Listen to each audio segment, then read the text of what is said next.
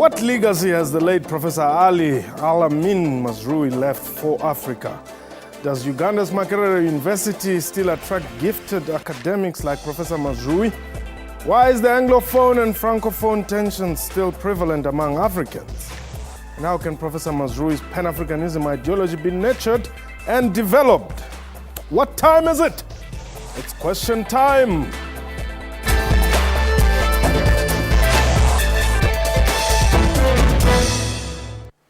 Hello and welcome to the show. My name is Mpho Seidu. Renowned author, academic and media personality, the late Professor Ali Alamin Mazrui was recently laid to rest at his country of birth, Kenya, at the age of 81. Professor Ali Mazrui is honored for having helped shape academic and scholarly understanding of Africa as an anti-colonial activist and a Pan-Africanist intellectual. While former President Thabo Mbeki bestowed the Order of the Companions of O.R. Tambo on him in 2007, Makerere University in Uganda, where he started his teaching career in 1963, has decided to erect a statue in honor of the late Professor Ali Mazrui.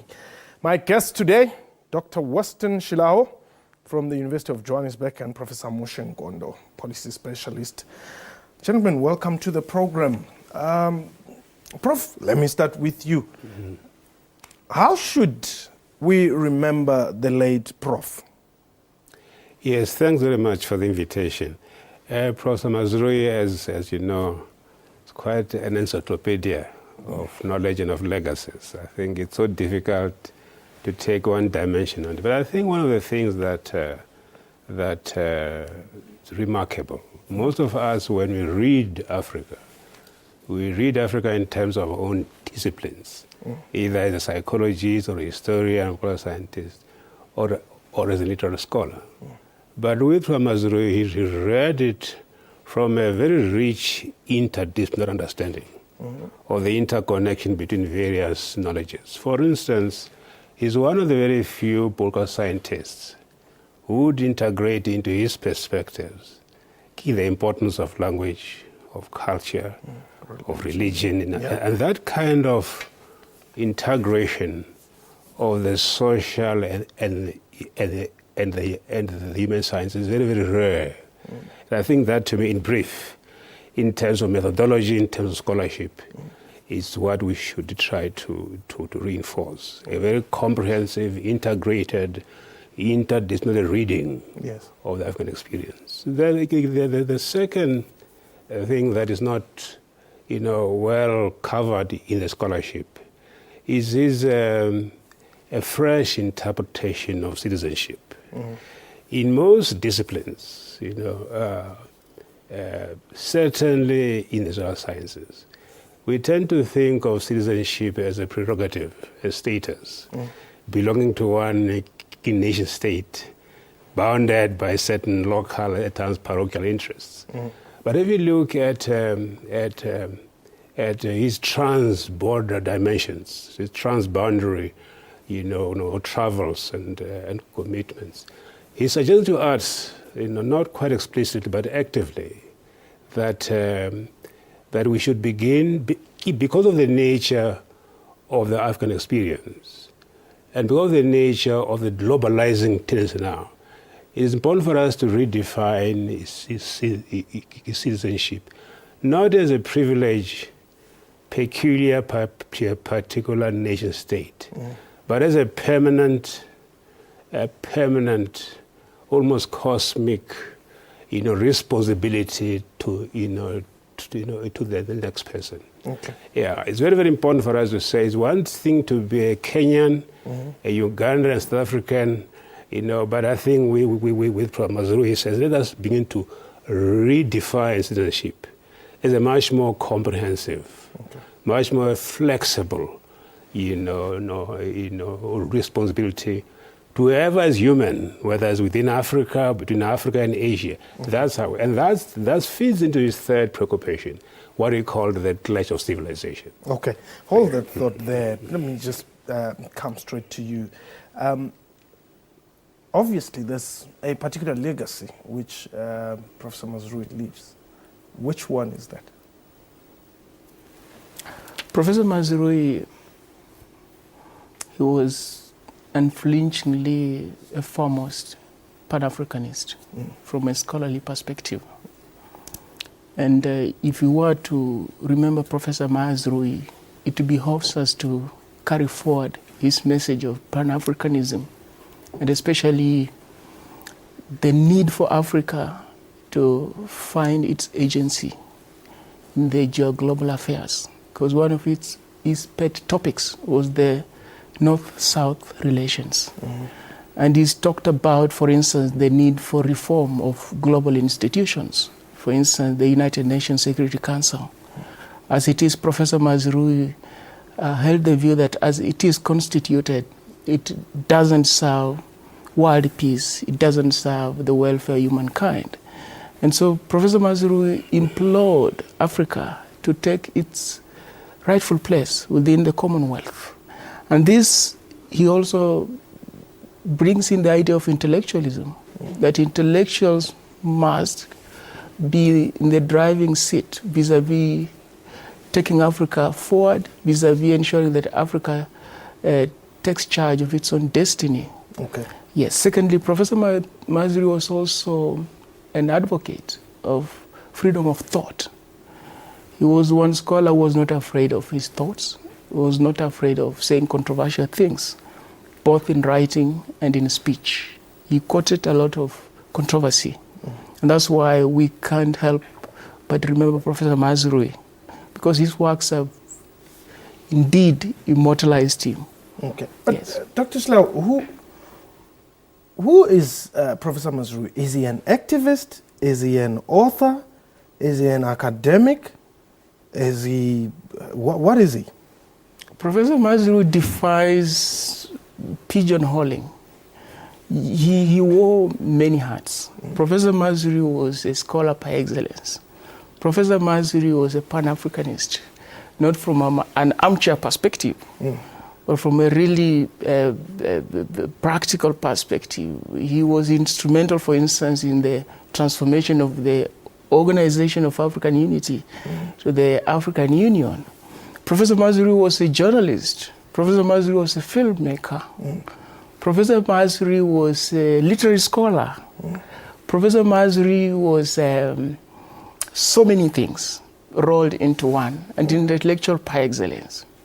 Professor Nkondo, should I, when I look at you, see another Professor Mazrui? Well, that would be a bit ambitious for me. Certainly, I've known Prof. Mazrui for many years. I've interacted with him over time. And one is awed by the sheer power of his intelligence and the breadth of his experience, I think. But one thing that I would like to go back to, what is unique, as a scholar, yes, it's most of us, when we discuss anything African, yes, whether it's Pan-Africanism or whatever, we tend to give prominence to the idea of authenticity. Is this thing truly African? yes. If you look at the polemics between him and Shoyinka, and between him and Mama Feji. Anyway, okay, so I won't run beyond your schedule. We look at it, and it's not only Shoyinka and Mafeji and others. Most of us, even today, we tend to be, we're much preoccupied with trying to identify the truly authentic African experience. Okay. I want us to take a break, and perhaps when we return, let's look at that documentary which really started, the controversy or the exchanges between Wole Soyinka and the late. For now, we're going to take a quick break. Please don't go away.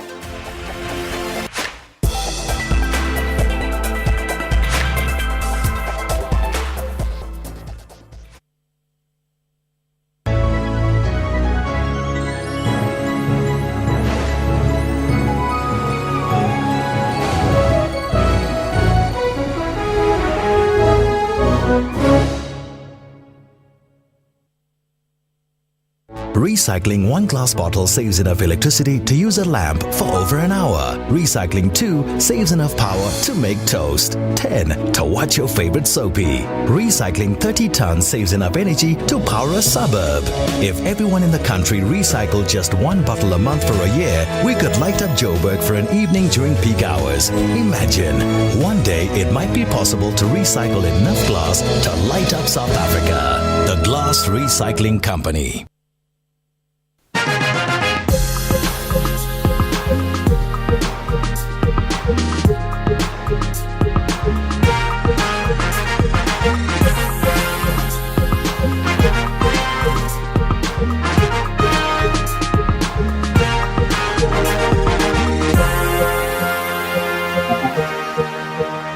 Discover the future of draft. Castle 1895 Draft. Progressively crafted by a new generation of brewmasters. SABC, sharing 20 years of inspiration.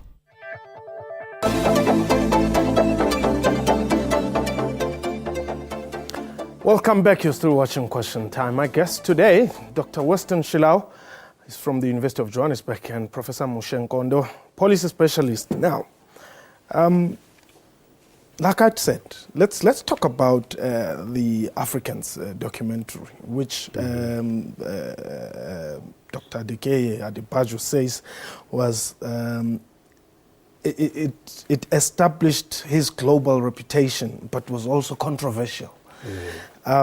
Before we can even talk about Wole Soyinka in South Africa, J.M. Coetzee, who was also a Nobel laureate, says he has accused Mazrui of a certain self-righteousness and of being too much of an apostle of black consciousness.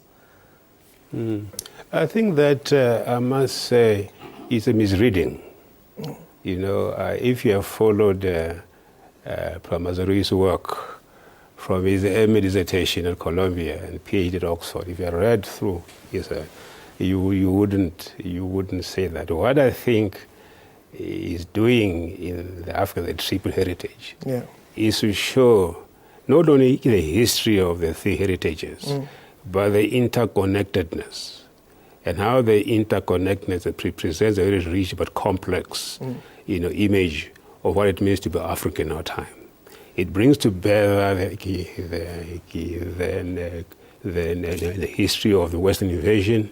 It brings to bear also the Islamic presence in Africa, and then see how these three identities, these three civilizations, are struggling to weave themselves into an integrated one. I think that's important. But what I think is remarkable about that documentary, a lot of us analyze issues, theorize about Africa. But what he is doing there, and that's so rare in scholarship, to integrate the kind of sense of the daily lives of people, the immediates of experience, the ordinary people, going about their lives, but embed that in larger epistemologies. For example, if you look at Ajima Feja is a brilliant scholar. Yes. But nowhere in his work does give you an impression of things as they are on the ground, the daily things that happen, and try to locate that within the larger analysis of Africa. That's what makes Mazrui so unusual. It's a combination of a philosophical analysis. It's a combination also of historical depth, but also a kind of novelistic understanding of people's daily lives. And that type of integration is rare. Dr. Islam, Wole Soyinka takes very serious issue with Professor Mazrui, accuses him of Islamophile, slanting the documentary, berating him for underplaying the damage of the Arab slave trade on Africa and for trivializing and misrepresenting African indigenous cultures. Did you share the same view? No, I don't. I do not, unfortunately. Much as I regard Wole Soyinka as also one of the more foremost African intellectuals and thinkers. And in fact, based on those remarks, one of also the world's greatest thinkers, Edward Said, expressed regret because Soyinka felt that being of Arabic descent, Yes. Professor Mazrui was not black enough, was not authentic enough to talk about Black Africa, which in itself also betrayed some sense of parochial nationalism, one of those traits that Mazrui abhorred and spoke against. And so it was an intellectual debate, but I think Professor Mazrui was on some kind of an autobiographical voyage, because the issues he's discussing about the Islamic invasion in Africa, indigenous African cultures, and westernization, these things, they're things that he felt at a very personal level. So it's widely accepted that documentary captures Africa's politics, economics, the African society at large, and brings out also cultural issues in Africa. But of course, in the intellectual realm, we accept dissenting viewpoints. But would you say that he managed to get out of this Islam, which he was born and bred in, to then look at Africa from a neutral point where he would be able to say, yes, indeed, Islam brought a lot of damage to the continent, and I basically espouse that religion? Professor Mazrui did, because he constantly held this position that westernization through Christianity and Islamic religion could not adequately be used to sort out Africa's socio-economic and political challenges. He held that position. Okay. He held the position that Africa had to find its own authentic indigenous ways of charting its way forward. Professor Mazrui did speak against Islamic invention in Africa. The kind of thing that Soyinka accused him of. Yes. There are writings where Professor Mazrui recognizes that Islamic, Arabic slave trade, for instance, along the East African coast is something that wrought a lot of havoc in Africa. So he had no holy cows, as it were. There was no particular topic that Professor Ali Mazrui shied away from confronting head-on. Do we have the caliber of such scholars, Professor Nkondo, who would be able to, as Abdul Milazi said, speak truth to power? I think we have. Definitely, Achima Fetch was one of them. Recently, a colleague of Mazrui, Mahmoud Mabdani, is there. There are quite a few in the States. Cornel West, for instance, Yes. is very, very strong. And there are quite a number of academics in Africa who can speak truth to power. But I want to go back to the discussion about the rampus between Soyinka and Mazrui and later Mafeje. I think our esteemed scholars, the way they are perceived, I think it's still the influence of anthropology, being preoccupied with, purity of identity, that which has no internal contradiction, to be African without any. I think that you can see the impact, even on Soyinka, on Mafeje, and even on my friend Eskom Patlele, that preoccupation with looking for something that has no internal contradiction. Yeah. What I think, if you look again, because my suspicion that because of his stay in the States for a long time, Mazrui developed a more pragmatic interpretation of human experience. Instead of saying, let us define identity, he's saying, let us worry about consequences. So in his later work, the crux of value, consequences, not how the thing is or the history of the thing, but its impact on society. Okay. And that's why, if you look very carefully, when it talks about benign recolonization, remember, and it tried all sorts of things to say, let us, allow the third world and Asia to have access to nuclear power. It was a very pragmatic approach, not preoccupied with identity, but preoccupied with consequences. Hold that thought there. We're going to take a quick break. When we return, we wrap up the program. This is Question Time.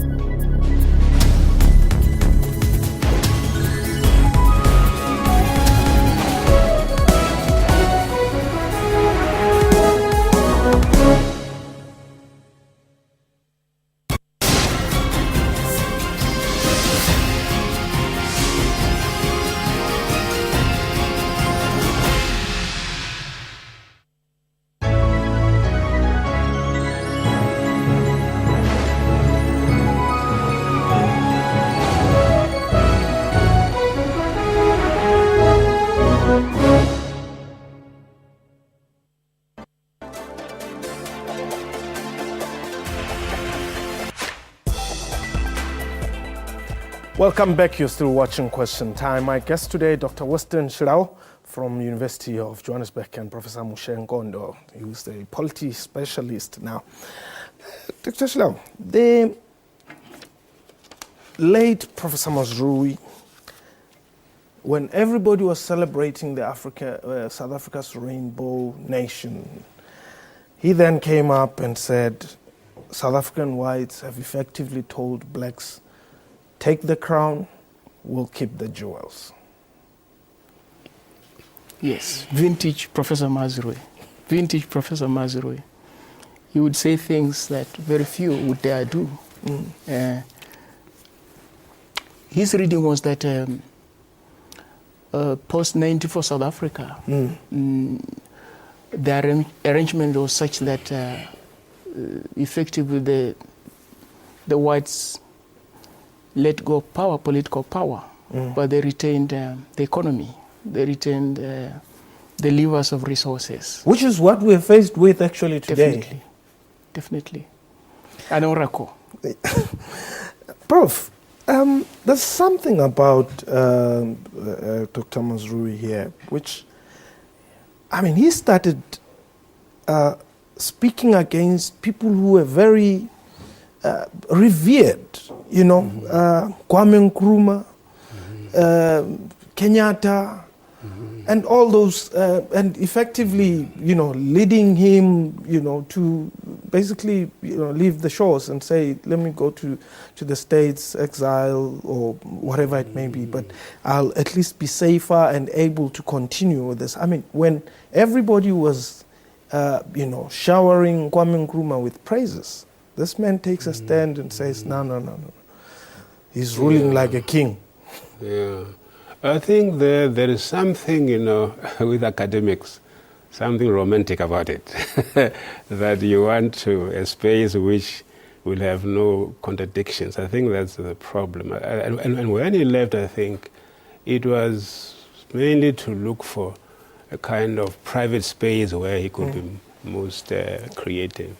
But ironically, if you look at all his works, he was preoccupied with the integrity of governance institutions. Yes. That's why from his MA at Columbia, PhD, and throughout, he worried about the integrity of those self-governing structures that African states have to use. And so I think, in a way, if you look at it in context, he was not really a coward of being self-righteous. Sure. He was just, acknowledging the complexity of what he calls in one book of the African condition. To say, let us make sure that our self-governing institutions have the capacity and the legitimacy, talks about, of making sure.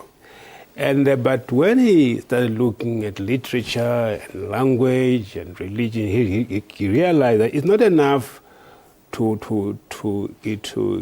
transform governing institutions. You must also worry about the effectiveness of voices in Africa.